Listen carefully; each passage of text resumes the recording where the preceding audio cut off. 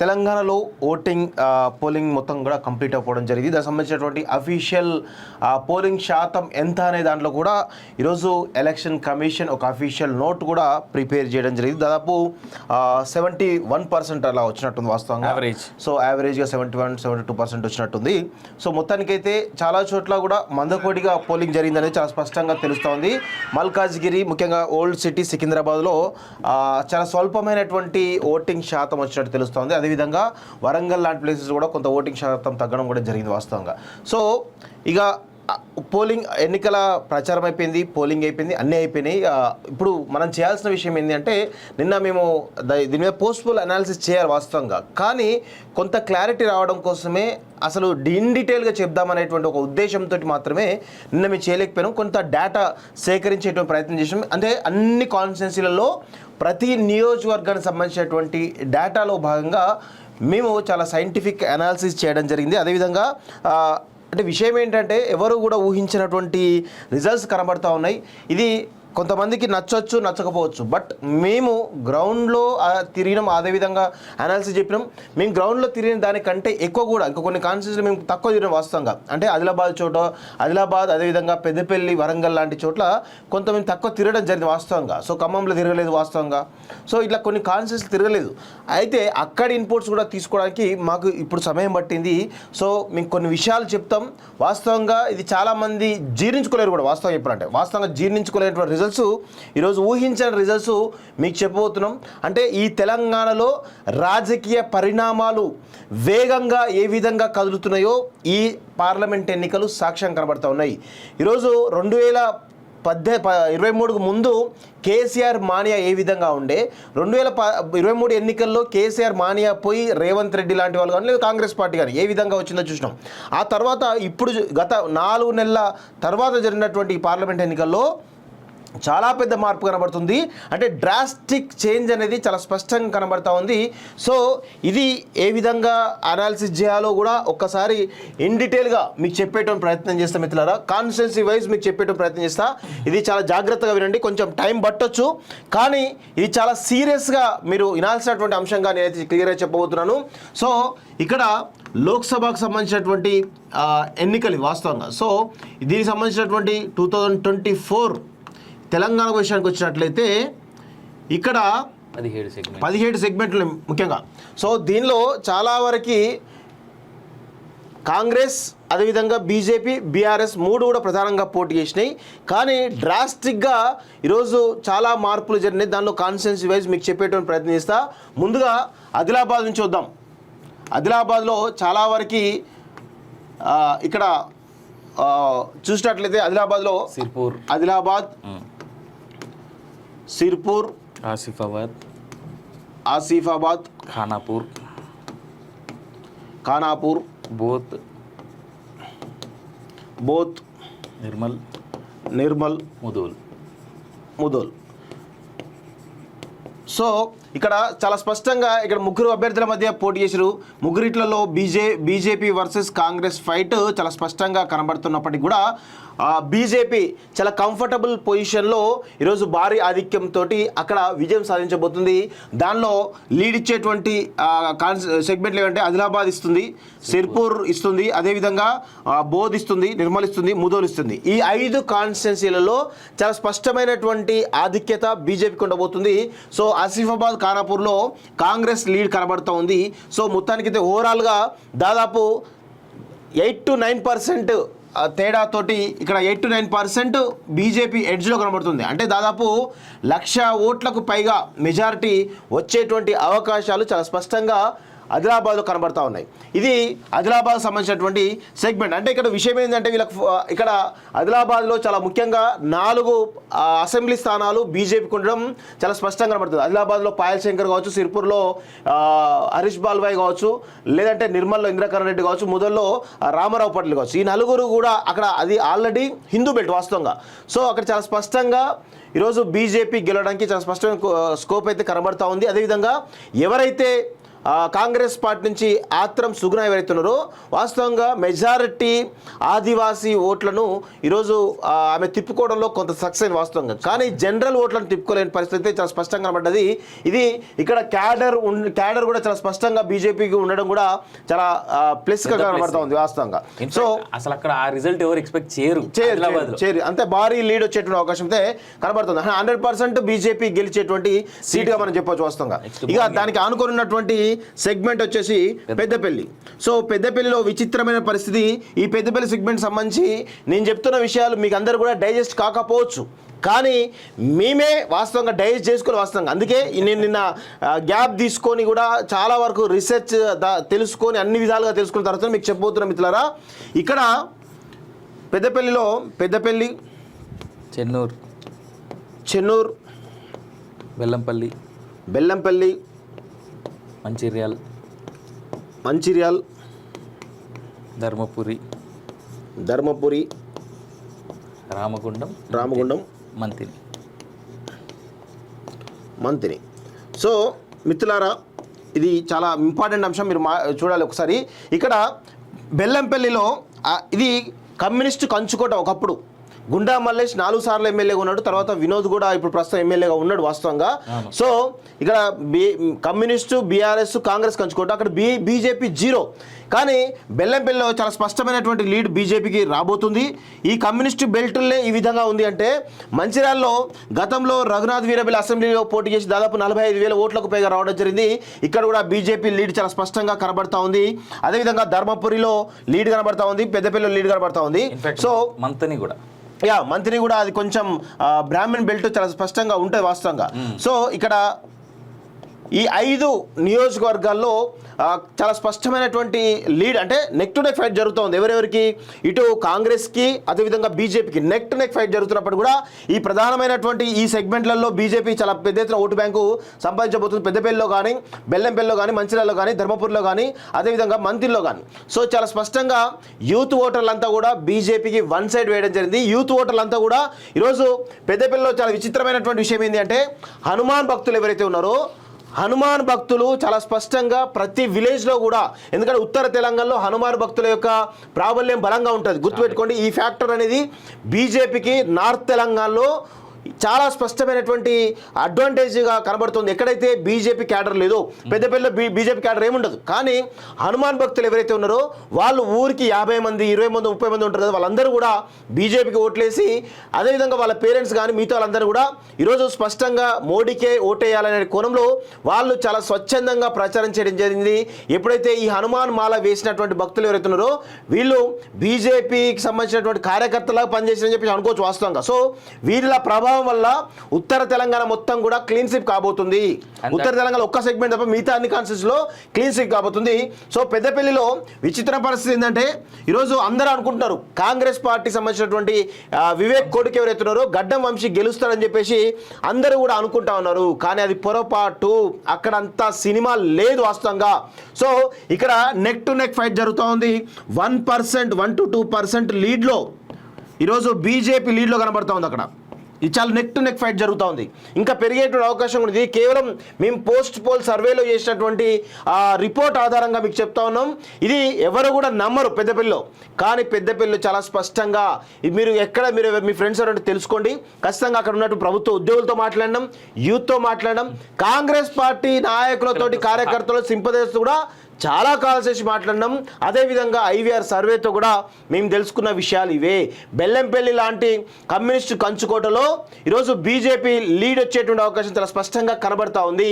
So youth ఓటర్లు మొత్తం one సైడెడ్గా పడ్డాయి వాస్తవంగా. వాళ్ళే ఇన్ఫ్లుయెన్స్ ఫ్యాక్టర్స్గా, అదేవిధంగా హనుమాన్ భక్తులు ఇన్ఫ్లుయెన్స్ ఫ్యాక్టర్స్గా అక్కడ పెద్దపల్లిలో ఎవరైతే గడ్డం వంశీ, అదే వాళ్ళ వివేక్ మీద, కుటుంబం మీద ఉన్నటువంటి కోపం కావచ్చు, ఇంకే వేరే ఫ్యాక్టర్ కావచ్చు. సో వీటన్నిటితోటి మొత్తానికైతే ఇక్కడ పెద్దపల్లిలో 1 to 2% లీడ్ తోటి బీజేపీ గెలవడానికి ఛాన్స్ అయితే చాలా స్పష్టంగా కనబడతా ఉంది మిత్రులారా.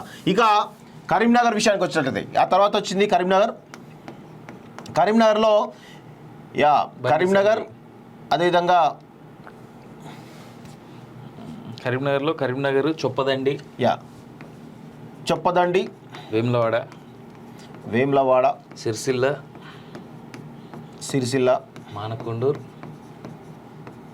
మానకొండూరు, హుజూరాబాద్, హుస్నాబాద్. హుజురాబాదు, హుస్నాబాద్. హుస్నాబాద్. సో ఇక ఇది చూడండి, ఇది 100% బీజేపీ గెలిచే సీట్. అందులో నో డౌట్, ఎవరికి కూడా డౌట్ అక్కర్లేదు. ఇక అందులో అసలు డౌట్ కూడా లేదు వాస్తవంగా. ఇది అటు ఇటు అన్న కూడా చెప్పడానికి లేదు. కేవలం 2 కాన్స్టిట్యున్సీలో మాత్రమే బీఆర్ఎస్ ప్రభావం చూపగలుగుతుంది. మిగతా అంతా కూడా వన్ సైడెడ్గా కరీంనగర్లో బీజేపీ లీడ్ కనబడుతూ ఉంది. వేములవాడలో వన్ సైడ్ బీజేపీగా అది భారీ పోలింగ్ జరిగిందట. భారీ పోలింగ్ మొత్తం కూడా వన్ సైడ్గా ఈరోజు బీజేపీ ఓట్లు అని చెప్తా ఉన్నారు. సిరిసిల్లలో బీజేపీ లీడ్ చాలా స్పష్టంగా కనబడతా ఉంది. ఇక మానకొండలో కూడా బీజేపీ లీడ్ చాలా స్పష్టంగా కనబడతా ఉంది. సో ఇక్కడ సెకండ్ ప్లేస్లో, ఎక్కడైనా సెకండ్ ప్లేస్లో కాంగ్రెస్ ఉంటుంది. కానీ విచిత్రమైన పరిస్థితి ఏంటంటే హుస్నాబాద్లో బీఆర్ఎస్ కొంత ప్రభావం చూపుతా ఉంది. సో ఇది మాత్రమే ఈ 2 కాదు, మిగతా అంతా కూడా బీఆర్ఎస్ బీజేపీ వర్సెస్ కాంగ్రెస్ కనబడతా ఉంది. సో మొత్తానికైతే కరీంనగర్లో బండి సంజయ్ ఈరోజు కనీసం 2 నుంచి 3 లక్షల ఓట్ల మెజారిటీ తోటి ఆయన గెలవడానికి స్కోప్ చాలా స్పష్టంగా కనబడతా ఉంది. సో ఇది మీరెవరు అవునన్నా కాదన్నా ఇదే నిజం వాస్తవంగా. సో ఖచ్చితంగా కరీంనగర్ 100% బీజేపీ గెలిచేటువంటి సెగ్మెంట్. ఇక నెక్స్ట్ వచ్చినట్లయితే ఇంకొక సెగ్మెంట్ వచ్చినట్లయితే నిజామాబాద్ చూసినట్లయితే, ఇక నిజామాబాద్ అర్బన్, అదేవిధంగా రూరల్, అదేవిధంగా ఆర్మూర్, బోధన్, కోరుట్ల, బోధన్, జగిత్యాల్, బాల్కొండ.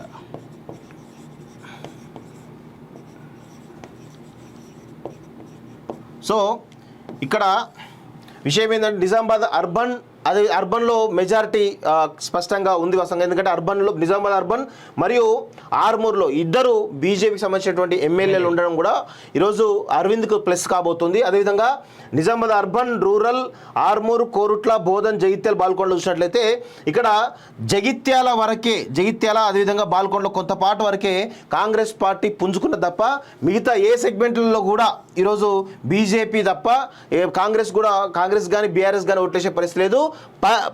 ప్రజలు అసలు ఇక వేరే పార్టీకి ఓటేలే ఉద్దేశం లేకుండా, ఈరోజు అభ్యర్థి సంబంధం లేకుండా ఈరోజు ఖచ్చితంగా ఈరోజు భారతీయ జనతా పార్టీకి, మోడీకి ఓటేయాలనే ఉద్దేశంతో నిజామాబాద్లో అరవింద్ భారీ మెజారిటీ కొట్టేటువంటి అవకాశం కనబడుతుంది. లాస్ట్ టైం నాకు తెలిసి ఆయన 70,000, 60,000, 70,000 మెజారిటీ ఉండే వాస్తవంగా. సో ఈసారి ఖచ్చితంగా ఆ మెజారిటీ డబుల్ అయ్యేటువంటి అవకాశం అయితే చాలా స్పష్టంగా కనబడతా ఉంది. సో 1.5 lakh పైననే ఉండేటువంటి అవకాశం, మెజారిటీ ఉండే అవకాశం అయితే చాలా స్పష్టంగా కనబడతా ఉంది.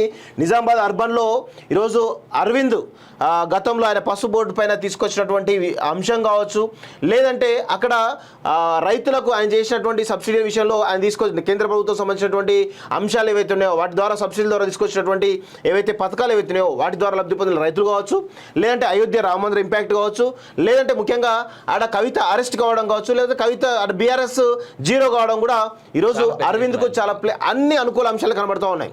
సో కాంగ్రెస్లో ఉన్నటువంటి కార్యకర్తలు కానీ బీఆర్ఎస్లో ఉన్నటువంటి కార్యకర్తలు కానీ ఈరోజు ఈసారి మోడీకి ఓటేద్దామనేటువంటి ఒక దృక్పథంతో పనిచేసి వాస్తవంగా వాళ్ళందరూ కూడా వాళ్ళ యొక్క ఆలోచన సరళి మారింది వాస్తవంగా. ఇంకొక విషయం ఏంటంటే ఈరోజు అరవింద్ శత్రులు కూడా అరవింద్కు మేము వేయం కానీ మోడీకి వేస్తాం ఈసారి, అరవింద్ మాకు కోపం ఉన్నప్పటికీ కూడా అని చెప్పేసి చాలా విచిత్రమైనటువంటి అనుభవం మాకు ఎదురైంది.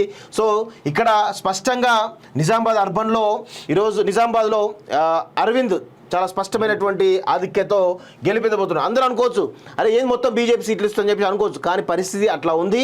నేను మొత్తం సినారీ చెప్తా, మీరు 4th రోజు ఈ సినారీని ఆధారంగా చేసుకొని మీరు నన్ను అడగొచ్చు, తప్పేం లేదు. ఎందుకంటే మేము నిన్న అంతా కూడా ఏదో వేగ్గా మేము చేయలేదు వాస్తవంగా. ఎందుకంటే నిన్నంతా కూడా అన్ని కాన్సల్టెంట్ రిపోర్ట్స్ తీసుకున్న తర్వాతనే చాలా స్పష్టంగా, అంటే స్టేట్ ఇంటెలిజెన్స్ వాళ్ళతోటి, సెంట్రల్ ఇంటెలిజెన్స్ వాళ్ళతోటి మాట్లాడడం కానీ, మిగతా అందరితో మాట్లాడడం, సెఫాలజిస్టులు చాలా మందితోటి, ప్రజలతో డైరెక్ట్గా మాట్లాడడం కానీ అనేక విధాలు అసలు వాళ్ళ మూడు ఎట్లా ఉంది తెలుసుకునే ప్రయత్నంలో భాగంగా అన్ని సెక్టార్స్లో మాట్లాడిన తర్వాతనే ఒక కన్క్లూజన్కి వచ్చిన తర్వాతనే మీకు ఈ అనాలిసిస్ నేను చెప్తా ఉన్నాను తప్ప దీనిలో వేరే మభ్యపెట్టో లేకపోతే ఇప్పుడు ఏదో ఇంకేదో చేయాలనే ఉద్దేశం లేదు. ఎందుకంటే మేము ఇప్పుడు పోలింగ్ కూడా లేదు వాస్తవంగా, అందుకే చాలా స్పష్టంగా చెప్పాలని చెప్పేసి డిసైడ్ అయిన వాస్తవంగా.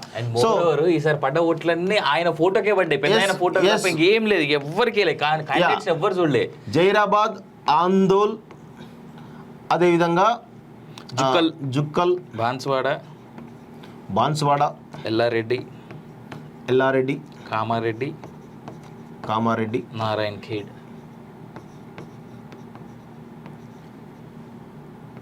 యా ఇక్కడ చాలా స్పష్టంగా వినండి మిత్రులారా, జైరాబాద్, ఆందోళ్, జుక్కల్, బాన్స్వాడ, ఎల్లారెడ్డి, నారాయణ ఖేడ్, అదేవిధంగా కామారెడ్డి ఎమ్మెల్యే ఆల్రెడీ మా కాటిపల్లి వెంకటరమణారెడ్డి ఆయన ప్రస్తుతం ఎమ్మెల్యేగా ఉన్నాడు వాస్తవంగా. సో ఇక్కడ నుంచి జైరాబాద్ నుంచి బీవీ పాటిల్ పోటీ చేస్తా ఉన్నాడు బీజేపీ నుంచి, అదేవిధంగా సురేష్ షెట్కర్ కూడా పోటీ చేస్తా ఉన్నాడు. ఇంకొక వైపు బీఆర్ఎస్ పార్టీ నుంచి గాలి అనిల్ కుమార్ కూడా పోటీ చేస్తా ఉన్నాడు. అయితే ఇక్కడ అభ్యర్థుల యొక్క ఎంపిక చాలా వరస్ట్గా ఉంది వాస్తవంగా, అన్ని పార్టీలో కూడా అదే పరిస్థితి కనబడతా ఉంది. సో అక్కడ బీజేపీ చాలా స్పష్టమైనటువంటి ఓటు బ్యాంక్ సంపాదించుకోగలిగింది. సో అందులో భాగంగానే ఈరోజు అభ్యర్థి అని ఎవరు చూడకుండా కేవలం మోడీ అనేటువంటి ఫోటో కావచ్చు, లేదా బీజేపీ అనేటువంటి దాంట్లో ఈరోజు జహీరాబాద్లో బీజేపీ బీవీ పాటిల్ చాలా 1 lakh పైగా మెజారిటీ తోటి ఆయన గెలవబోతున్నాడు. ఆయనకు కలిసి వచ్చే అంశాలు, కలిసి వచ్చే సెగ్మెంట్లు కూడా ఇక్కడ కామారెడ్డిలో చాలా స్పష్టమైనటువంటి ఆధిక్యత కనబడతా ఉంది, అదేవిధంగా జుక్కల్లో కనబడతా ఉంది, జహీరాబాద్లో చాలా స్పష్టంగా కనబడతా ఉంది, బాన్స్వాడలో చాలా స్పష్టంగా కనబడతా ఉంది. సో ఎల్లారెడ్డి, నారాయణ ఖేడ్, అదేవిధంగా ఆందోళనలో కొంత కాంగ్రెస్ ప్రభావం ఉన్నప్పటికీ కూడా అక్కడ కూడా ఎంత ఏవైతే యూత్ ఓటర్స్ ఎవరైతే ఉన్నారో కరీంనగర్ కానీ, నిజామాబాద్ కానీ, ప్రతి ఈ తెలంగాణ వ్యాప్తంగా ఓన్లీ యూత్ ఓటర్స్ అంతా కూడా ఈసారి మాత్రం దేశ భద్రత కోసమా, లేకపోతే ఇంకే దానికోసమా, అయోధ్య కోసమా ఈసారి మోడీకి వేయాలనేటువంటి దాంట్లో ఈరోజు క్యాండిడేట్స్ ఎవరు కూడా చూడలేదు. అందులో భాగంగానే జహీరాబాద్లో చాలా స్పష్టంగా ఈరోజు గెలవబోతున్నాడు. ఇక ఇంకొక విషయానికి వచ్చినట్లయితే, వరంగల్ విషయానికి వచ్చినట్లయితే, వరంగల్లో ఒక విచిత్రమైనటువంటి పరిస్థితి కనబడతా ఉంది. వరంగల్లో వెస్ట్, ఈస్టు, అదేవిధంగా పరకాల, గన్పూర్, పాలకుర్తి, తర్వాత భూపాల్పల్లి, వర్ధన్నపేట. సో ఈ 7 కాన్స్టిట్యూన్సీలో మిత్రులారా ఇది చాలా విచిత్రమైనటువంటి పరిస్థితి ఇక్కడ నెలకొంది వాస్తవంగా. సో ఇక్కడ చాలా స్పష్టంగా మీరు బీజేపీ వర్సెస్ కాంగ్రెస్ ఫైట్ చాలా బలంగా ఉంది. కొన్ని రూరల్ చోట్ల బీఆర్ఎస్ కూడా ఓటు బ్యాంకు చాలా బలంగానే పడ్డది వాస్తవంగా. సో వరంగల్ వెస్ట్, ఈస్ట్లో బీజేపీ లీడ్ చాలా స్పష్టంగా కనబడతా ఉంది. అదేవిధంగా వర్ధన్నపేటలో కూడా కొంత లీడ్ వచ్చే అవకాశం అయితే చాలా స్పష్టంగా కనబడతా ఉంది బీజేపీకి. అయితే కొంత కాంగ్రెస్కి, అదేవిధంగా ఇక్కడ పరకాల్లో కాంగ్రెస్ వర్సెస్ బీజేపీ ఫైట్ ఉంది కనబడతా ఉంది. మిగతా 3 కాన్స్టిట్యూన్సీలో కాంగ్రెస్ పరిస్థితి పుంజుకుంది వాస్తవంగా. సో ఇందులో భాగంగా సో మనకున్నటువంటి సర్వేలలో బీజేపీ వర్సెస్ కాంగ్రెస్లో ఈరోజు 2%, 1.5 to 2% తేడాతోటి మాత్రమే ఈరోజు ఖచ్చితంగా అక్కడ వాళ్ళిద్దరి మధ్యలో చాలా టఫ్ ఫైట్ నడుస్తుంది తెలుస్తూ ఉంది. ఇంకొక విషయం ఏంటంటే మిత్రులారా, మౌత్ టాక్ అంతా కూడా కాంగ్రెస్ వైపు ఉంది వరంగల్లో. కానీ ఇంకొక విషయం ఏంటంటే ఎందుకు ఉందో కూడా నేను చెప్తాను ఇక్కడ. ఎందుకంటే చాలా చోట్ల కూడా కాంగ్రెస్కి ఓట్లు పడుతున్నాయనే కోణంలో కొంత మనం గమనించాల్సిన విషయం ఏంటంటే, వరంగల్ లాంటి ప్లేసెస్లో కానీ, లేకపోతే ఖమ్మం లాంటి ప్లేసెస్లో కానీ, నల్గొండ లాంటి ప్లేసెస్లో కానీ, మహబూబాద్ లాంటి ప్లేసెస్లో కానీ భారతీయ జనతా పార్టీకి క్యాడర్ లేదు వాస్తవంగా రూట్ లెవెల్లో. సో పోలింగ్ బూత్లో ఎవరు కూర్చున్నారో అనేటువంటి పరిస్థితిలో కూడా కాంగ్రెస్ పార్టీకి, భారతీయ జనతా పార్టీకి క్యాడర్ లేకపోవడం కూడా ఒక మైనస్గా కనబడతా ఉంది. సో అందుకే ఇక్కడ సైలెంట్ ఓటింగ్ జరిగింది వాస్తవంగా. సైలెంట్ ఓటింగ్ జరిగింది, అది కాంగ్రెస్ వైపు పలిందా, బీజేపీ వైపు పలిందా, లేదంటే బీఆర్ఎస్కే ఉందా అనేటువంటి కోణంలో కూడా ఈరోజు బలమైనటువంటి చర్చ జరుగుతుంది. ఈ సెగ్మెంట్ని ఎవరు కూడా అంత ఈజీగా అనలైజ్ చేయలేరు. సరే బయట మౌత్ టాక్ అంతా కాంగ్రెస్ పార్టీ సంబంధించినటువంటి బూత్ లెవెల్ క్యాడర్స్ అంతా ఉంటారు కాబట్టి ఆటోమేటిక్గా కాంగ్రెస్ అనేటువంటి ఒక వేవ్ తీసుకురావడం జరిగింది వాస్తవంగా. కానీ అక్కడ బీజేపీకి సంబంధించినటువంటి పోలింగ్ బూత్ ఏజెంట్ లేకపోవడం కావచ్చు, లేకపోతే లోపల బయట కార్యకర్త లేకపోవడం కావచ్చు, బీజేపీకి మైనస్గా మారుతుంది. అదేవిధంగా భారతీయ జనతా పార్టీ క్యాడర్ కూడా ఎక్కడ కూడా ఈ సెగ్మెంట్లో, వరంగల్ సెగ్మెంట్లో ఎక్కువ సహకరించే సందర్భాలు లేవు వాస్తవంగా. సో అందుకే కొంత కాంగ్రెస్ మాత్రం అక్కడ పుంజుకున్నట్టు తెలుస్తూ ఉంది. కానీ సైలెంట్ ఓటింగ్ మీద డిపెండ్ అయ్యి ఇక్కడ రిజల్ట్ ఉండబోతుంది. ఎవరు గెలిచినా 10,000, 20,000, 30,000 మెజార్టీ తప్ప అసలు అక్కడ భారీ మెజార్టీ వచ్చేటువంటి అవకాశం అయితే లేదు వాస్తవంగా. అంత నెక్ టు నెక్, అంటే ఈ తెలంగాణలో చాలా నెక్ టు నెక్ ఫైట్ ఉన్నటువంటి సెగ్మెంట్ 2 ఉన్నాయి.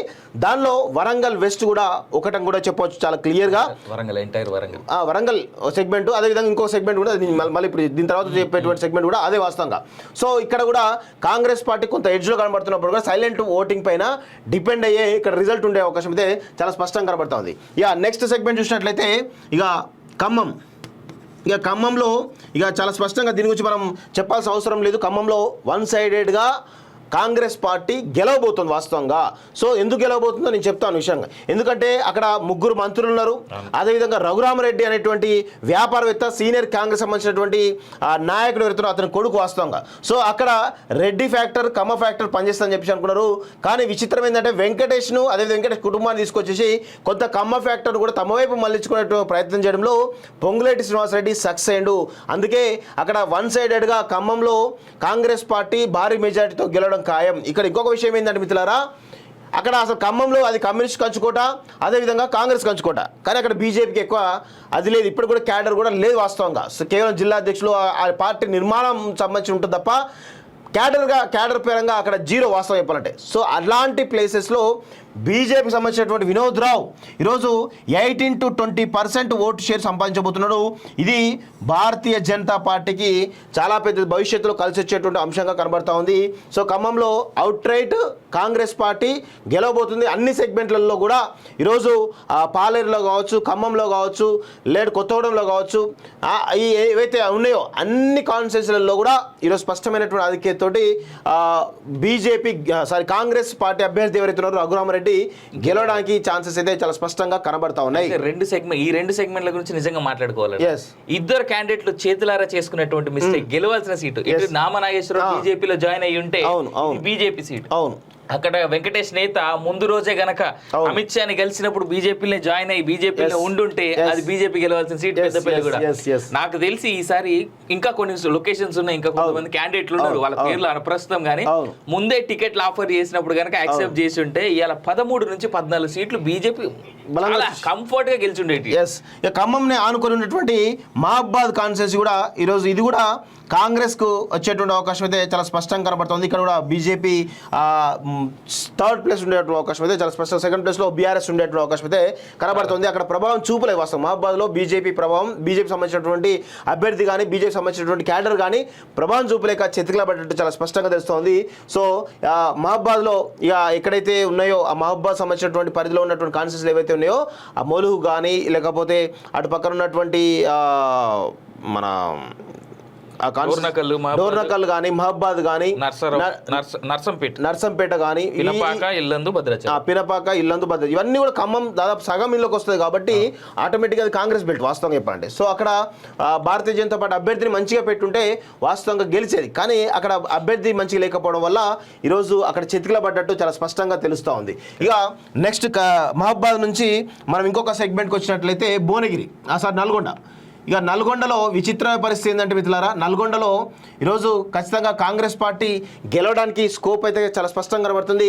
అయితే ఇక్కడ విచిత్రమైన విషయం ఏంటంటే భారీ మెజారిటీ వస్తున్న అందరూ అనుకున్నారు నల్గొండలో. కానీ 1 lakh బిలోకే ఈరోజు ఆయన రఘువీర్ రెడ్డి 1 lakh బిలోని మాత్రమే ఆయన బయటపడేటట్టు కనబడుతుంది. 2nd పొజిషన్లో విచిత్ర పరిస్థితి ఏంటంటే అక్కడ ఉన్నటువంటి సైదిరెడ్డి ఎవరైతే ఉన్నారో బీజేపీ అభ్యర్థి భారీగా పుంజుకున్నాడు. వాస్తవంగా నల్గొండ టౌన్లో బీజేపీ ఓటు బ్యాంక్ అనూహ్యంగా పెరుగుతుంది. అదేవిధంగా హుజూర్ నగర్లో అనూహ్యంగా బీజేపీ ఓటు బ్యాంకు చాలా స్పష్టంగా పెరుగుతుంది. సూర్యాపేటలో పెరుగుతుంది. సో దేవరకొండలో కూడా పెరుగుతుంది వాస్తవంగా. సో అక్కడ ఫ్యాక్టర్స్ ఏంటంటే అక్కడ చాలా స్పష్టంగా ఏంటంటే లంబాడీస్ చాలా వన్ సైడెడ్గా బీజేపీకి ఓటేసినట్టు తెలుస్తూ ఉంది. అదేవిధంగా యాదవ్ ఓటు బ్యాంక్ కూడా బీజేపీ టర్న్ అయినట్టు తెలుస్తూ ఉంది. సో అందుకే ఈరోజు ఎవరైతే కాంగ్రెస్ పార్టీ అభ్యర్థి ఎవరైతే ఉన్నారో ఆయన 3 లక్షల పైగా మెజార్టీ రావాల్సింది 1 lakh బిలోనే వచ్చేట అవకాశం కనబడుతుంది. సైదిరెడ్డి చాలా స్పష్టంగా అక్కడ యూత్ ఓటర్లందరినీ కూడా ఈరోజు తన వైపు తిప్పుకునే ప్రయత్నం చేయడంలో సక్సెస్ అయ్యిండు. అదేవిధంగా కొంత టఫ్ కాంపిటీషన్ ఇచ్చిన చాలా స్పష్టంగా చెప్పవచ్చు. అక్కడ నామాత్రమైన పోటీ బీఆర్ఎస్ పార్టీ ఇచ్చినట్టు తెలుస్తోంది. ఇది నల్గొండ సంబంధించినటువంటి సెగ్మెంట్. ఇక నెక్స్ట్ విషయానికి వచ్చినట్లయితే భువనగిరి విషయానికి వచ్చినట్లయితే భువనగిరిలో ఈరోజు చాలా స్పష్టంగా చెప్పొచ్చు. వరంగల్ ఏ విధంగానైతే టఫ్ కాంపిటీషన్ ఉందో భువనగిరి కూడా అదే విధమైనటువంటి టఫ్ కాంపిటీషన్ కనబడతా ఉంది. సో భువనగిరిలో కూడా బూర నర్సయ్య గౌడ్ అదేవిధంగా చామల కిరణ్ రెడ్డి మధ్య 1% తేడా మాత్రమే ఉంది. ఇది చాలా నెక్ టు నెక్ ఫైట్ వాస్తవం చెప్పాలండి. మామూలు నెక్ టు నెక్ ఫైట్ వరంగల్లో ఏ విధంగానైతే ఇద్దరు అభ్యర్థుల మధ్య పోటాపోటీ ఉందో భువనగిరిలో కూడా బూనర్సయ్య గౌడ్ అదేవిధంగా చామల కిరణ్ రెడ్డి మధ్య చాలా నెక్ టు నెక్ ఫైట్ జరుగుతున్నట్టు చాలా స్పష్టంగా తెలుస్తోంది. ఇక్కడ భువనగిరి కానీ జనగాం కానీ ఆలేరు కానీ ఇబ్రహీంపట్నం కానీ తుంగతుర్తి మునుగోడు నకరికల్. సో ఇక్కడ మునుగోడులో కానీ నకరికల్లో కానీ తుగతుతో కానీ ఈ కాంగ్రెస్ బెట్లు ఈ మూడిట్లలో కూడా బీజేపీ బలంగా పుంజుకుంది వాస్తవంగా. సో అందుకే చాలా టఫ్ కాంపిటీషన్ కనబడుతుంది వాస్తవంగా. సో అంత ఈజీగా ఈ జడ్జ్ చేయడానికి లేదు ఇక్కడ.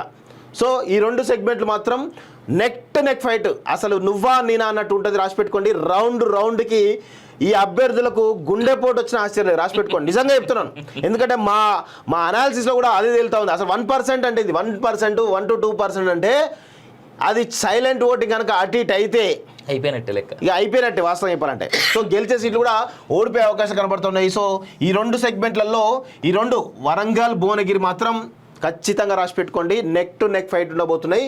అసలు మెజారిటీలు వేలల్లో ఉంటాయి, అంతే, వేలకు మించి 10,000 కూడా దాటే పరిస్థితి కనబడుతుంది. నాకైతే అంచనా. మల్కాజ్గిరిలో ఏ విధంగా అయితే 35 లక్షల ఓటర్లు మల్కాజ్గిరిలో కేవలం 5,000 తేడాతో రేవంత్ రెడ్డి గతంలో ఎట్లా గెలిచిండో అలాంటి సెగ్మెంట్లో ఏవి కనబడతా ఉన్నాయి వాస్తవంగా చెప్పాలంటే. నెక్స్ట్ చూసినట్లయితే ఇక మెదక్లో ఇక్కడ త్రిముఖ పోరు చాలా స్పష్టంగా కనబడతా ఉంది. త్రిముఖ పోరులో భాగంగా మనకు ఒక ఎమినెంట్ సర్వే అక్కడ చేయడం జరిగింది. ఆయనతో మాట్లాడితే మెదక్లో బీజేపీ అభ్యర్థి ఎవరైతే ఉన్నారో రఘునందన్ రావు 7% లీడ్ చాలా స్పష్టంగా గెలవబోతుందని చెప్పేసి చాలా స్పష్టంగా తెలుస్తూ ఉంది. అయితే అక్కడ అభ్యర్థులు ఎవరైతే కాంగ్రెస్ పార్టీ సంబంధించిన నీలమధు కానీ లేదంటే ఇటు బీఆర్ఎస్ సంబంధించినటువంటి వెంకటరామరెడ్డి అభ్యర్థులు ఎవరుతున్నారో వీళ్ళ మీద ఉన్నటువంటి నెగిటివిటీ అవుతుందో అది రఘునందన్కి ప్లస్ అయింది. మెదక్ వ్యాప్తంగా కూడా ఈరోజు 1 సైడెడ్గా యూత్ అంతా కూడా బీజేపీకి ఓట్లు వేయడం జరిగింది. అదేవిధంగా యూత్తో పాటు వాళ్ళు కూడా యూత్ ఎవరైతే వాళ్ళు కూడా ఇన్ఫ్లుయెన్స్ చేయడం జరిగింది. కొంత గ్రౌండ్ లెవెల్లో చాలా సీరియస్గా ప్రచారం చేసి ఎప్పటికప్పుడు రఘునందన్ కూడా తమ క్యాడర్ని కూడా ఈరోజు ఎప్పటికప్పుడు అలర్ట్ చేస్తూ ఓటింగ్ శాతాన్ని పెంచేటువంటి ప్రయత్నం చేసిండు. దానిలో రఘునందన్ సక్సెస్ అయ్యాడు వాస్తవంగా. ఈవెన్ విషయం ఏంటి, అసలు చాలా చమత్కారమైన విషయం ఏంటి అంటే ఈరోజు కేసీఆర్కి సంబంధించినటువంటి సెగ్మెంట్ గజ్వేల్ కావచ్చు, లేదంటే హరీష్ రావు సంబంధించినటువంటి సెగ్మెంట్ సిద్దిపేట కావచ్చు, ఈ రెండిట్లలో కూడా బీజేపీ చాలా స్పష్టమైనటువంటి లీడ్ కనబడతా ఉంది. మిగతా సెగ్మెంట్లో ఈరోజు నర్సాపూర్లో కానీ లేదా సంగారెడ్డిలో కానీ లేదా పటాన్చేరులో కానీ కొన్ని సెగ్మెంట్లలో దుబ్బాకలో నెక్ టు నెక్ బీఆర్ఎస్ బాగా పుంజుకుంది వాస్తవంగా. బీఆర్ఎస్కి అదేవిధంగా బీజేపీకి ఎక్కువ వచ్చే అవకాశాలు కనబడతా ఉన్నాయి వాస్తవంగా. సో కొన్ని చోట్ల బీజేపీకి లీడ్ వస్తాయి, కొన్ని చోట్ల కాంగ్రెస్ లీడ్ వస్తుంది, కొన్ని చోట్ల బీఆర్ఎస్ కూడా లీడ్ వస్తుంది. సో ఓవరాల్ దాంట్లో తీసుకున్నట్లయితే ఖచ్చితంగా భారతీయ జనతా పార్టీకి అవకాశాలు ఎక్కువ చాలా స్పష్టంగా కనబడుతున్నాయి. అయితే పటాన్చేరులోనేమో BRS vote bank BJP shift అయింది, సంగారెడ్డిలో ఏమో ఆల్రెడీ బీజేపీ స్ట్రాంగ్ హోల్డ్ ఉన్నటువంటి వ్యక్తి అక్కడ. సో అక్కడ బీఆర్ఎస్ ఓట్ బ్యాంక్ కూడా బీజేపీ షిఫ్ట్ అయింది. సో అక్కడ సంగారెడ్డిలో చాలా భారీ లీడ్ వచ్చే అవకాశం అయితే చాలా స్పష్టంగా కనబడతా ఉంది. అదేవిధంగా ఇక్కడ దుబ్బాకలో కూడా చాలా స్పష్టమైనటువంటి లీడ్ కనబడతా ఉంది. కాబట్టి సో ఈ 3 సెగ్మెంట్లతో వచ్చిన లీడ్ తోటే రఘునందన్ కొంత ఇబ్బందికరమైన త్రిముఖ పోరులో ఉన్నప్పటికీ కూడా 7% ఎడ్జ్ కనబడతా ఉంది రఘునందన్కి. సో అట్లా రఘునందన్ కూడా మెదక్లో బయటపడేటువంటి అవకాశం అయితే చాలా స్పష్టంగా కనబడతా ఉంది. ఇది ఎవరు కూడా ఊహించండి, అంటే చాలా వరకు కూడా నేను అసలు అన్ని ఈ వరంగల్ అదేవిధంగా మెదక్ అదేవిధంగా భువనగిరి విషయాల్లో అంటే నేను ఎంత అనాలిసిస్ చేయాలో అంత లెవెల్లో నేను డెప్త్ పోవాలో అంత లెవెల్ డెప్త్ పోతే కానీ నాకు అర్థం కాలే ఈ సిచ్యువేషన్ అంతా కూడా. సో ఆఖరికి మెదక్ క్లారిటీ వచ్చింది కానీ భువనగిరి కానీ వరంగల్ కానీ క్లారిటీ రాలేదు వాస్తవంగా. సో చాలా కన్ఫ్యూజన్ క్రియేట్ అయింది వాస్తవంగా చెప్పాలంటే. జూన్ 4 వరకు అది ఎవరికి వచ్చే అవకాశం కూడా లేదు వాస్తవం చెప్పలేం కూడా. నెక్స్ట్ చూసినట్లయితే ఇక మల్కాజ్గిరి విషయానికి వచ్చాం. మల్కాజ్గిరిలో ఇక పడ్డ ఒకవేళ 100 ఓట్లు పడ్డాయి అనుకోండి, 60 ఓట్లు ఈటల రాజేందర్ పడ్డాయి, అదేవిధంగా 25 ఓట్లు కాంగ్రెస్ పడ్డాయి, 15% ఓట్లు ఈరోజు బీఆర్ఎస్ పడ్డాయి. సో చాలా స్పష్టంగా మీరు రాసి పెట్టుకోండి, అత్యధిక మెజారిటీ వచ్చేటువంటి సెగ్మెంటు బీజేపీకి మల్కాజ్గిరి అని చెప్పి చాలా స్పష్టంగా చెప్పొచ్చు. ఆయన మెజారిటీ ఎంత అనేది కూడా మనం ఊహించడం, 3 లక్షలకు పైగానే మెజారిటీ ఉండే అవకాశాలు చాలా స్పష్టంగా ఉంటాయి. అక్కడ 37 లక్షల ఓట్లు వాస్తవంగా. 37 లక్షల ఓట్లు అంటే ఆడ 50% పైగా పోలింగ్ జరిగింది. అంటే ఆల్మోస్ట్ 17 నుంచి 18 లక్షల 17.5 లక్షల ఓట్లు పోలైనాయి. సో ఆయన ఒక్కడికే 10 లక్షలు అయినా కానీ మీరు రాసి పెట్టుకోండి 3 లక్షలకు పైగా ఆయన మెజారిటీ చాలా స్పష్టంగా కనబడతా ఉంది. ఇక ఆడ మన మల్కాజ్గిరిలో ఇక ఏది పార్లమెంట్ సెగ్మెంట్ వారిగా మనం అనలైజ్ చేయాల్సిన అవసరం లేదు అక్కడ. ఎందుకంటే కాంగ్రెస్ పార్టీలో ఉన్నటువంటి లీడర్లు కార్యకర్తలు, బీఆర్ఎస్ పార్టీలో ఉన్నటువంటి లీడర్లు కార్యకర్తలు కూడా ఈరోజు ఈటల రాజేందర్ సంబంధించిన దగ్గర ఉన్న వ్యక్తులకు ఫోన్ చేసి, అన్న మేము రాజేంద్రనకు ఓట్లు వేపిస్తున్నాం కూడా, దయచేసి మమ్మల్ని గుర్తుపెట్టుకోండి, గెలిచిన తర్వాత అన్న సెంట్రల్ మినిస్టర్ అవుతారట కదా అనేటువంటి కోణంలో ఈరోజు వాళ్ళు ఇప్పుడే బేరసారాలు అంటే కొంత పుషప్ అంటే కొంత మమ్మల్ని ఏం చేయొద్దు, మమ్మల్ని దరి తీసుకో, రేపు మీ పార్టీలకు వస్తే మమ్మల్ని తీసుకొని ఎమ్మెల్యేకి సంబంధించిన క్యాండిడేట్ ఎమ్మెల్యే ఎవరైతే ఉన్నారో బీఆర్ఎస్ పార్టీ సంబంధించిన ఎమ్మెల్యేలు కూడా ఈటెల రాజేందర్ గారితో మాట్లాడి ఈరోజు అన్న మేము మీకు సపోర్ట్ చేస్తున్నాం, మాకు కొంచెం సాయం చేయని చెప్పి కూడా చెప్పిన సందర్భాలనే. అందుకే బీఆర్ఎస్ ఓటు బ్యాంకు చాలా వరకు స్పష్టంగా ఈరోజు బీజేపీకి డైవర్ట్ అవుతున్నట్టు చాలా స్పష్టంగా తెలుస్తుంది. మల్కాజ్గిరి మెజార్టీ మాత్రం మీరు ఊహించలేరు వాస్తవం చెప్పాలంటే. సో ఇది అయిపోయింది. ఇక నెక్స్ట్ సికింద్రాబాద్లో విషయానికి వచ్చినట్లయితే సికింద్రాబాద్లో కిషన్ రెడ్డి, అదేవిధంగా దానం నాగేందర్, అదేవిధంగా ఈరోజు ఎవరు మన పద్మరావు గౌడ్. సో ఇక్కడ పద్మరావు గౌడ్కు బాగా పుంజుకున్నాడు వాస్తవంగా, ఆయన గెలుపు దిశగా పయనిస్తుందని చెప్పేసి అనుకున్నారు. కానీ ఈరోజు విషయం ఏంటంటే కారు గుర్తు ఏదైతుందో దాని కిందనే రోడ్లో గుర్తు రావడం జరిగింది. సో ఈ థర్డ్ పొజిషన్ ఏదో ఉంది, థర్డ్ ఫోర్త్లో ఏదో ఉంది వాస్తవంగా.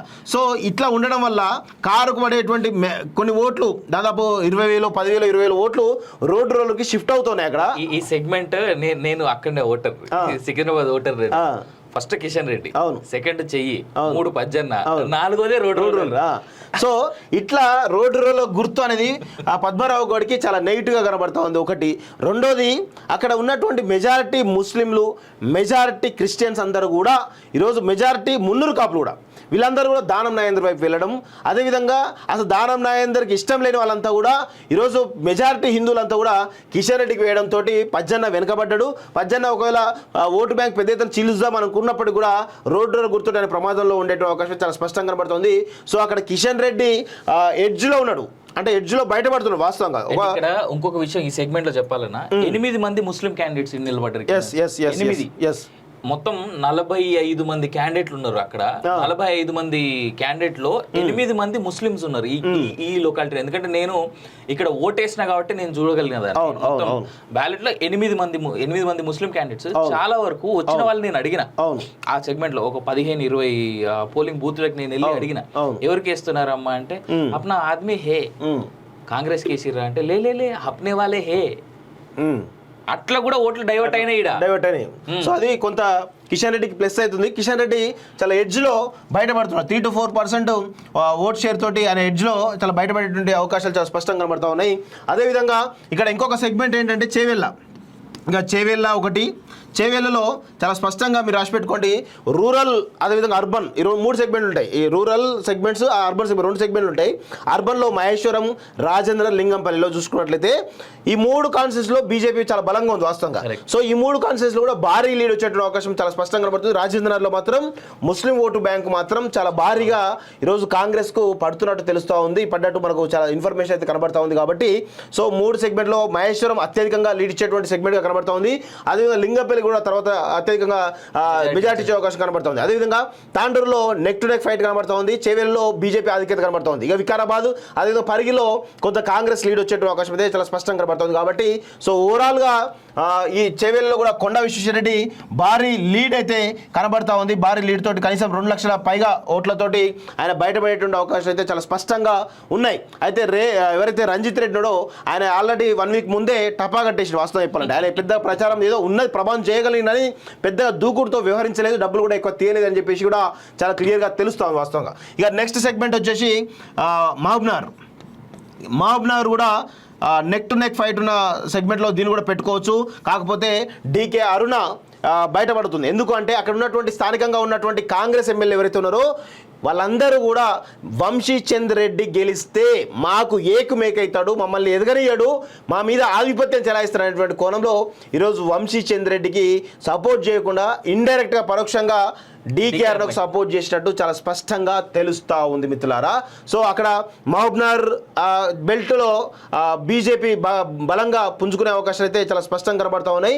అదేవిధంగా అక్కడ ఏవైతే మిగతా సెగ్మెంట్లు ఏవైతే ఉన్నాయో ఈరోజు ఆ సెగ్మెంట్లలో ఇది మన మహబూబ్నగర్ కావచ్చు, లేదంటే మన ఈ ఒకసారి చూడు సెగ్మెంట్స్ కొడంగల్లో కాంగ్రెస్ పార్టీ ఒక్కటి మాత్రం లీడ్ వచ్చే అవకాశం ఉంది. ఇంకోటి గుర్తుపెట్టుకోండి, కొడంగల్లో ఆర్ఎస్ఎస్ బెల్ట్ వాస్తవంగా కొడంగల్లో ఆర్ఎస్ఎస్ మూలాలు చాలా బలంగా ఉంటాయి. వన్ సైడెడ్గా కాంగ్రెస్ పార్టీకి లీడ్ వస్తుందని కూడా చెప్పిన వాస్తవం. ఎందుకంటే కాంగ్రెస్ పార్టీ లీడ్ వస్తుంది, కానీ అనుకున్నంత లీడ్ రాదు. ఒకవేళ కొడంగల్లో కనుక భారీ లీడ్ వస్తే కాంగ్రెస్ పార్టీకి ఫలితాలు తారమయ్యే అవకాశం ఉంటాయి. కానీ అక్కడ ఖచ్చితంగా బీజేపీ చాలా బలంగా, ఆర్ఎస్ఎస్ చాలా బలంగా ఉంది కాబట్టి అక్కడ ఓట్లు గండిపడే అవకాశం చాలా స్పష్టంగా కనబడుతున్నాయి. సో దాంతో డీకే అన్న బయటపడబోతుంది వాస్తవంగా. సో కొడంగల్తో పాటు అండ్ ఈ సెగ్మెంట్ లో జరిగిన విపరీతం ఏంటంటే వైపరీత్యం అనుకోవచ్చు. పాపం రేవంత్ రెడ్డి చేతులారా చేసుకున్నాడు. ఆయన పెట్టిన 8 మీటింగ్లు ఏవైతున్నాయో ఆయన ఎనకి చెడగొట్టినాయి. 8 మీటింగ్లు ఎందుకు ఇంత ఓవర్ యాక్షన్ చేసి ఇంత కాన్సన్ట్రేషన్ చేస్తున్నాడు అని చెప్పేసి పాపం మహబూబ్ నగర్ వాళ్ళే ఆలోచించుకున్నారు. కొంచెం డీకే మీద సింపతి పెరిగింది వాస్తవంగా. ఆడ 7 కాన్స్టిట్యున్సీస్ ఉన్నాయన్న, 8 కాన్స్టిట్యున్సీస్ ఉన్నాయి. 1 2 3 4 5 6 7 కాన్స్టిట్యున్సీస్ లో 8 మీటింగ్లు. సో నాకు తెలిసి నాగర్ కర్నూలు కూడా ఎవరు ఊహించరు. నాగర్ కర్నూలు కూడా అందరూ ఏమనుకుంటారంటే కాంగ్రెస్ గెలుస్తుంది అనుకుంటారు, కానీ అనూహ్యంగా అక్కడ అచ్చంపేటలో, అదేవిధంగా గద్వాల్లో, అదేవిధంగా కల్వకుర్తిలో ఈ 3 సెగ్మెంట్లో అత్యధికమైనటువంటి లీడు బీజేపీకి రాబోతుంది. అదేవిధంగా కొల్లాపూర్లో నెక్ ఫైట్ నడుస్తూ ఉంది. నాగర్ కర్నూలు, వనపర్తిలో కొంత ఎడ్జ్ కనబడుతున్నట్టు తెలుస్తూ ఉంది కాంగ్రెస్ పార్టీకి. కానీ ఓవరాల్గా చూసుకున్నట్లయితే నాగర్ కర్నూలులో భరత్ స్పష్టమైనటువంటి ఆధిక్యతతోటి ఆయన గెలవబోతున్నది చాలా స్పష్టంగా తెలుస్తోంది. ఆయన గెలుపును ఆపడం ఎవరి వల్ల కూడా కాదు వాస్తవం. ఎందుకంటే ఆల్రెడీ ఆయనకు ఉండేటువంటి సెగ్మెంట్లో అచ్చంపేట ఒక్కదానిలో భారీ లీడ్ వస్తుంది వాస్తవం. అచ్చంపేట, కల్వకుర్తి, అదేవిధంగా గద్వాల్లో బీజేపీకి భారీ లీడ్ వస్తుంది. సో ఆ లీడ్ తోటే ఆయన గెలవబోతున్నారు. మిగతా సెగ్మెంట్లో అటు ఇటు తారుమారైనప్పటికీ కూడా ఈ రిజల్ట్స్ తోటి ఆయన గెలవబోతున్నది చాలా స్పష్టంగా తెలుస్తుంది మిత్రులారా. ఇక నేను అసలు ఫైనల్ రిపోర్ట్ మీకు చెప్పే ప్రయత్నం చేస్తా. 1 ఆదిలాబాద్, అదేవిధంగా 2 ఇది పెద్దపల్లి కూడా మీరు టఫ్ కాంపిటీషన్ పెట్టుకోవచ్చు. టఫ్ కాంపిటీషన్ ఉన్న సీట్లలో పెద్దపల్లి, వరంగల్ వెస్ట్, భువనగిరి, ఈ 3 సెగ్మెంట్లలో మీరు టఫ్ పెట్టుకోండి. ఈ 3 సెగ్మెంట్లు టఫ్ ఉన్నటువంటి సీట్లు మనం చెప్పొచ్చు వాస్తవంగా. సో ఇవి నెక్ టు నెక్ ఫైట్, ఎవరికైనా రావచ్చు, ఎవరికైనా గెలవచ్చు వాస్తవంగా. ఇక ఆదిలాబాద్ బీజేపీ 1 2, కరీంనగర్ 2, నిజామాబాద్ 3, జైరాబాద్ 4, ఆ తర్వాత 4 కాదు మెదక్ 5, చేవెళ్ళ 6, మల్కాజ్గిరి 7, సికింద్రాబాద్ 8, మహబూబాద్ 9, మహబూబ్ నగర్, నాగర్ కర్నూలు 10. రాసి పెట్టుకోండి మిత్రులారా, 10 సీట్లు బీజేపీ రాబోతున్నాయి. 1. రెండోది టఫ్ కాంపిటీషన్ ఉన్నటువంటి కాంగ్రెస్ సంబంధించిన సీట్లు చూసినట్టయితే ఖమ్మం, మహబూబాద్, అదేవిధంగా నల్గొండ 3 మాత్రమే ఈరోజు కాంగ్రెస్ పార్టీకి వస్తున్నాయి వాస్తవంగా స్పష్టంగా. అయితే 3 సెగ్మెంట్లలో ఇక మేము ఎంఎం గురించి నేను చెప్పలే ఇక్కడ, ఎందుకంటే హైదరాబాద్ గురించి చెప్పలే. ఎందుకంటే హైదరాబాద్ సెగ్మెంట్లో ఈరోజు పోలింగ్ శాతం తగ్గింది కాబట్టి అక్కడ నాకు తెలిసైతే ఎంఎం తప్ప మాధవరైతే గెలిచే పరిస్థితి లేదు. ఎంఎం చాలా స్పష్టమైనటువంటి ఆధిక్యతతో గెలవబోతుంది. అంటే 10 సీట్లు స్పష్టంగా బీజేపీ గెలవబోతుంది. 3 సీట్లు ఈరోజు కాంగ్రెస్ పార్టీ గెలవబోతుంది. 1 ఎంఐఎం గెలవబోతుంది. ఇంకో 3 సీట్లలో టఫ్ కాంపిటీషన్ కనబడుతుంది. ఇందులో 1 or 2 గెలిచినా కానీ ఆశ్చర్యం లేదు బీజేపీ పార్టీ. సో ఓవరాల్గా సినారీలో చూసినట్లయితే మీరు రాసి పెట్టుకోండి మిత్రులారా. ఎవరు కూడా ఇది చాలామంది అనుకోవచ్చు ఏంది ఇన్ని సీట్లు ఇస్తానని చెప్పేసి అనుకోవచ్చు, కానీ గ్రౌండ్లో మోడీ మాని అలా ఉంది. భారతీయ జనతా పార్టీకి ఆ పరిస్థితి కనబడుతుంది చాలా స్పష్టంగా. బీఆర్ఎస్ ఓటు బ్యాంకు కొన్ని నియోజకవర్గాలు అయితే బలంగా ఈరోజు బీఆర్ఎస్ ఓటు బ్యాంకు, ఇక్కడ కొన్ని ఫ్యాక్టర్స్ మీకు చెప్పాలి వాస్తవంగా. బీఆర్ఎస్ ఓటు బ్యాంకు చాలా స్పష్టంగా బీజేపీకి మెజారిటీ స్థానంలో షిఫ్ట్ అవ్వడము బీజేపీకి చాలా కలిసి వచ్చేటువంటి అంశంగా కనబడుతూ ఉంది. అదేవిధంగా యూత్ ఓటర్స్ అంతా కూడా, మెజారిటీ యూత్ ఓటర్స్ అంతా కూడా ఈరోజు బీజేపీకి 90% యూత్ ఓట్లు అన్నీ కూడా పడడం జరగడం కూడా ఈరోజు బీజేపీకి కలిసి వచ్చేటువంటి అంశంగా కనబడుతూ ఉంది. అదేవిధంగా ఎవరైతే హనుమాన్ భక్తులు ఎవరైతే ఉన్నారో ఈ హనుమాన్ భక్తుల యొక్క ప్రాబల్యం ఎవరు కూడా గమనించలేదు, ఎవరు కూడా చెప్పలేకపోయారు వాస్తవంగా. హనుమాన్ భక్తులు ఎవరైతే ఉన్నారో వీళ్ళు భారతీయ జనతా పార్టీకి సంబంధించిన కార్యకర్తల్లాగా వాస్తవం కూడా ఓట్లు ఇప్పించే ప్రయత్నంలో భాగంగా వీళ్ళు గ్రామాలలో, రూరల్లో బీజేపీకి ఓటు బ్యాంకు లేదని మనం అనుకుంటాం. కానీ ఉత్తర తెలంగాణలో వరంగల్ మినహా మిగతా చోట్లంతా కూడా హనుమాన్ భక్తులు రూరల్లో ఈ ఓటర్లను ఇన్ఫ్లుయెన్స్ చేసిన అనేది చాలా స్పష్టంగా మేము చెప్పగలుగుతున్నాం. మా స్టడీలో ఇదే తెలియదు వాస్తవంగా. ఈ ఫ్యాక్టరు చాలా స్పష్టంగా ఇది ఇంపార్టెంట్ ఫ్యాక్టర్, బీజేపీకి అనుకూలించే ఫ్యాక్టర్గా చాలా స్పష్టంగా మేము చెప్పగలుగుతున్నాం.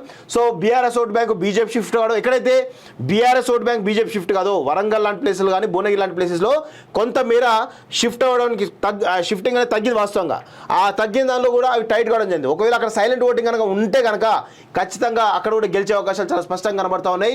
సో ఈ 3 ఫ్యాక్టర్స్తో పాటు ఈరోజు మోడీ మానియా అనేది చాలా మేము మొదటి నుంచి చెప్పిన విషయం ఏంటంటే, గతంలో కూడా చెప్తున్నాం, మోడీ మానియా ఒకటి, అయోధ్య ఒకటి, అయోధ్యకు సంబంధించిన అక్షింతలు ఒకటి. అదేవిధంగా ముఖ్యంగా ఇక్కడ భారతీయ జనతా పార్టీ ముందుగానే టికెట్లు అనౌన్స్ చేయడం, అదేవిధంగా క్యాండిడేట్స్ యొక్క సెలెక్షన్ సరే ఒక 2-3 చోట్ల అటు ఇటు అవ్వచ్చు, కానీ మెజార్టీ స్థానాల్లో అభ్యర్థుల యొక్క ఎంపిక ప్రక్రియ ఏదైతుందో ఆ అభ్యర్థుల యొక్క ఎంపిక ప్రక్రియ కూడా ఈరోజు చాలా స్పష్టంగా ఉండడం కూడా ఈరోజు భారతీయ జనతా పార్టీకి కలిసి వచ్చేటువంటి అంశంగా కనబడతా ఉన్నాయి. సో ఈ ఫ్యాక్టర్స్ అన్నీ కూడా భారతీయ జనతా పార్టీకి కలిసి వచ్చేటువంటి అంశాలు. సో దీనిలో భాగంగానే ఈరోజు మోడీ కానీ లేకపోతే అమిత్ షా కానీ ఇక్కడ ఎప్పటికప్పుడు అప్డేట్స్ తీసుకుంటా ఉంటే భారతీయ జనతా పార్టీ గ్రౌండ్ పుంజుకుంటా ఉంది అనేటువంటి కోణంలో ఇమీడియట్గా వాళ్ళు అమిత్ షా కానీ లేదంటే మోడీ కానీ అమిత్ షా కానీ మన అన్నమలై లాంటి వాళ్ళు ఇక్కడికి వచ్చి ఈరోజు స్టార్ క్యాంపెయిన్లుగా బ్యాక్ టు బ్యాక్ మీటింగ్స్ పెట్టడం జరిగింది. సో అది కూడా కొన్ని డేస్ ఉండి ఈరోజు వాళ్ళు ప్రచారం చేసి ఈరోజు ఇంకొంచెం ఓటింగ్ శాతం పెంచుకునేటువంటి దాంట్లో ఈరోజు ప్రయత్నం చేసి సక్సెస్ అవుతారనేది నాకైతే అనిపిస్తుంది వాస్తవంగా. ప్రతి స్టేట్ లో ప్రతి ఎలక్షన్స్ లో గమనించుకోవాల్సింది ఏంటంటే 5 to 12% వరకు సైలెంట్ ఓటింగ్ జరుగుతుంది. వాళ్ళు ఎవరికి చెప్పరు ఎవరికి వేసినాం ఏం వేసినాం అనేటువంటిది. ఈ 5 to 10% ఓటింగే అసెంబ్లీ ఎన్నికల్లో కాంగ్రెస్ గెలవడానికి ప్రయోజనం చేకూర్చినటువంటి అంశం. ఈ 5 to 10% అది ప్రతి సెగ్మెంట్ లోనూ ఉంటారు వీళ్ళు. వాళ్ళు ఇక్కడ వాళ్ళు ఏపీ ఓటర్సా తెలంగాణ ఓటర్సా అనేటువంటిది పక్కన పెడితే ఈ 5 to 10% ఓట్ అనేది ఎవరికి పడిందో మేజర్గా ఆ 5 to 10% లోనే ఎవరు గెలవాలి ఎవరు ఓడిపోవాలనేటువంటి భవితవ్యం ఉంటుంది. Unless we're talking about some lakhs of voting. So ఈ 5 to 10% ఎక్కడైతే మనం నెక్ టు నెక్ అని అనుకుంటున్నామో ఇప్పుడు ఉన్నటువంటి ఏ సెగ్మెంట్ లో 3 నుంచి 4 సెగ్మెంట్లు ఇవన్నీ ఆ 5 to 10% ఓటింగ్ మీదనే చాలా ఆధారపడి ఉంటాయి. సో ఇక్కడ ఫైనల్గా మోడీ కానీ అమిత్ షా కానీ ఇక్కడ ఉన్నటువంటి రిజల్ట్స్ చూసి వాళ్ళు కూడా ఈరోజు తెలంగాణలో ఇంత బలం ఉందా మనకి అని ఆశ్చర్యపోయే రిజల్ట్స్ ఇక్కడ రాబోతున్నాయి. రాసి పెట్టుకోండి మీరు. ఇక్కడ నేను ఇస్తున్నటువంటి ఫైనల్ కన్క్లూజన్ వచ్చేసి బీజేపీకి 10 కన్ఫామ్గా అలా నో డౌట్ 100% 10 వస్తాయి. అదేవిధంగా కాంగ్రెస్కి 3 వస్తాయి. అదేవిధంగా neck to neck fight BJP or Congress 3 ఉన్నాయి. అదేవిధంగా ఎంఐఎం 1. సో మీరు అందరూ కూడా అనుకోవచ్చు అరే బీజేపీకి 10 ఇచ్చినావు కదా అంటే జూన్ 4 తర్వాత మనం మాట్లాడుకుందాం. రాసి పెట్టుకోండి జూన్ 4 తర్వాత ఈ రిజల్ట్స్ ప్రొజెక్ట్ కాకపోతే నేను దేనికంటే దానికి సిద్ధం. రాసి పెట్టుకోండి. ఇంత కాన్ఫిడెంట్ నేను చెప్తా ఉన్నాను, ఏదో వివేక్గా నేను చెప్పట్లేదు, ఇంత కాన్ఫిడెంట్గా చెప్తా ఉన్నాను. ఇంకొక విషయం కూడా గుర్తుపెట్టుకోండి, ఈ 3 ఏవైతే ఉన్నాయో ఈ 3 కూడా ఈరోజు కాంగ్రెస్ వస్తా బీజేపీ వస్తా పక్కన పెడితే ఈరోజు బీజేపీ రాసి పెట్టుకోండి BJP 10 to 12, Congress 3 to 5, MIM 1. ఇది ఫైనల్ రిజల్ట్. రాసి పెట్టుకోండి ఇది ఫైనల్ రిజల్ట్. ఇది చాలా మంది కూడా జీర్ణించబడకపోవచ్చు వాస్తవంగా, కానీ మింగుడు పడకపోవచ్చు. కానీ ఫైనల్ రిజల్ట్ వచ్చేసి భారతీయ జనతా పార్టీకి 10 నుంచి 12 గెలవబోతున్నాయి. కాంగ్రెస్ పార్టీ 3 నుంచి 5 గెలవబోతున్నాయి. ఎంఐఎం వచ్చేసి 1 సీటు గెలవబోతుంది. అసలు బీఆర్ఎస్ పార్టీ సంబంధించిన ఓటు బ్యాంకు దాదాపు 34% నుంచి ఈరోజు వాళ్ళు 15%కు డిక్రీజ్ అయ్యేటువంటి అవకాశాలు చాలా స్పష్టంగా కనబడుతున్నాయి. ఓటు బ్యాంకు డ్రాస్టిక్గా డిక్రీజ్ పడిపోయింది వాస్తవంగా. సో దాన్ని మరి ఇక్కడ ఉన్నటువంటి తర్వాత వచ్చేటువంటి ఎన్నికల్లో ఏదైతే లోకల్ బాడీస్లో మళ్ళీ వాళ్ళు పుంజుకుంటారా లేదా మరి బీజేపీ మళ్ళీ ఇదే వేవ్ కంటిన్యూ చేస్తుందా లోకల్ బాడీస్లో కూడా అనేది తెలియాల్సిన అవసరం ఉంది. ఇక్కడ ఇంకో కొన్ని విషయాలు చెప్పాలి. ఇక్కడ సరే కాంగ్రెస్ పార్టీ అధికారంలో ఉంది కాబట్టి వాళ్ళకు ఆల్రెడీ అన్ని రకాల అవకాశాలు ఫెచింగ్స్ ఉంటాయి ఈ స్టేట్లో. సో ప్లస్ ఇక్కడ తెలంగాణలో కాంగ్రెస్ పార్టీ మూలాలు బలంగా ఉన్నాయి వాస్తవంగా. అదేవిధంగా బీఆర్ఎస్ పార్టీ కూడా బలంగా మూలాలు ఉన్నాయి వాస్తవంగా. సో బలమైనటువంటి క్యాడర్ ఉన్నటువంటి 2 పార్టీలు అవి.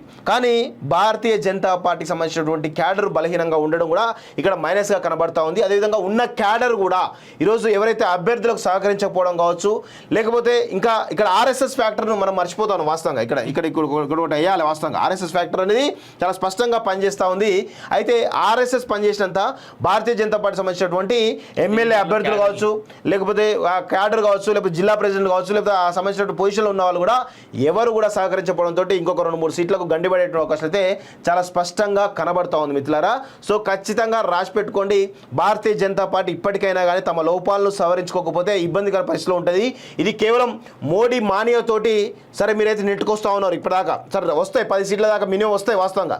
కానీ ఒకవేళ కనుక మీరు కనుక తేరుకోకపోతే, ఇక్కడ ఉన్నటువంటి క్యాడర్ కనుక తేరుకోకపోతే ఈరోజు చాలా ఘోరాతి ఘోరమైనటువంటి పరిస్థితిలో బీజేపీ నెట్టబడుతుంది. ఒక్కసారి కనుక వెనక్కపోతే కనుక మళ్ళీ బీజేపీ మళ్ళా కోలుకోలేని దెబ్బ పడుతుంది. ఖచ్చితంగా తెలంగాణలో బీజేపీని ఎవరు కూడా దేకే పరిస్థితి ఉండదనే విషయం కూడా గుర్తుపెట్టుకోండి. ఇంకొక విషయం కూడా గుర్తుపెట్టుకోండి, చాలా స్పష్టమైన పాయింట్స్. ఎందుకంటే నేను గ్రౌండ్లో తిరుగుతున్నా కాబట్టి చాలా అంశాలను నేను ఈరోజు మీడియా వేదికగా నేను చెప్తున్నాను. పాత క్యాడర్ కొత్త క్యాడర్ అంటూ 2 రకాలు డివైడ్ చేస్తూ ఉన్నారు.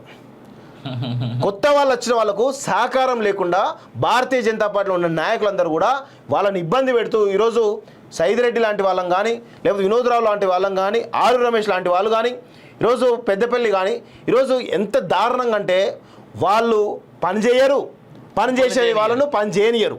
సో ఆ విధంగా పాత క్యాడర్ కొంతమంది ఈరోజు వాళ్ళకు చేత కాకున్నా కానీ మొత్తం పార్టీని డిస్టర్బ్ చేస్తూ ఈరోజు భారతీయ జనతా పార్టీలో కొంతమంది అభ్యర్థుల ఓటమికి కూడా కారణమవుతుందో చాలా స్పష్టంగా తెలుస్తూ ఉంది. సో అది చాలా ప్రమాదకరం. కొత్త వాళ్ళను వస్తుంటే వాళ్ళని ఎంకరేజ్ చేయకుండా ఈరోజు వాళ్ళపైన కుట్రలు చేసి వాళ్ళు ఏదో నిందలు వేసి ప్రయత్నం చేస్తా అంటే ఖచ్చితంగా ఇబ్బందికరమైన పరిస్థితి మొత్తం పార్టీకే నష్టం జరుగుతుంది. సో ఎందుకంటే మోడీ వేవ్ అన్ని వేళలా పనిచేయదు. కొన్ని చోట్ల ఇక్కడ స్థానికంగా ఉండే పరిస్థితులు కూడా ఈరోజు భారతీయ జనతా పార్టీకి అనుకూలంగా మారచ్చు, ప్రతికూలంగా కూడా మారచ్చు. ఇన్ఫాక్ట్ ఇదే విషయం మల్కాజ్గిరిలో కూడా మనం చూసాం. ఈటెల రాజేందర్ విషయంలో ఈటెల కాబట్టి తట్టుకున్నాడు మేబీ, వేరేవాడైతే ఇమీడియట్ పార్టీ ఎప్పుడో మారిపోయి. సో ఈటెలకి పైనుంచి ఉన్నటువంటి పెద్ద వ్యక్తుల యొక్క దండ ఉన్నది కాబట్టి ఈటెల తట్టుకోగలిగిండు పార్టీలో వాస్తవానికి. అదర్వైజ్ ఈటెల లాంటి బలమైనటువంటి వ్యక్తిని బీజేపీ పార్టీ ఎప్పుడో కోల్పోయి ఉండేది.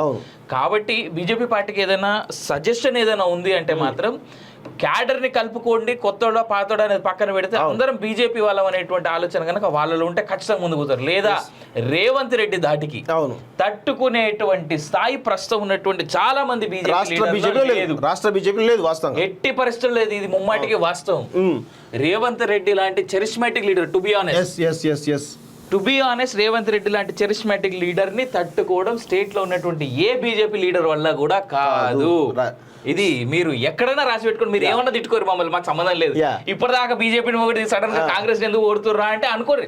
మేము గ్రౌండ్ లో ఉంటున్నాం, గ్రౌండ్ లో తిరుగుతున్నాం, గ్రౌండ్ లో జనాలతో మాట్లాడుతున్నప్పుడు వచ్చేటువంటి రిపోర్ట్సే ప్రజలకు అందజేస్తున్నాం మనం. సో ఇంత బలంగా మాలాంటి వాళ్ళకే తెలుస్తున్నప్పుడు పార్టీలో ఉండి ఇంత బలంగా జనాలు ఉండే నాయకులు మీకు తెలియదా? అవును. ఎంత స్ట్రాంగ్ ఉంటుంది బీజేపీ.